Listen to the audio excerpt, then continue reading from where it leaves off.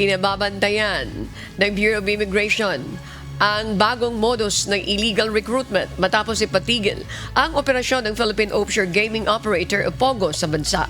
Target ng mga sindikato ang dating POGO workers at call center agents na inaalok na mataas na sahod at kadalasang nire-recruit mismo sa loob ng business process outsourcing companies. May mga naiulat ding kaso ng pagkulong, torture at ransom na umabot na sa 400,000 para sa paglaya ng mga biktima.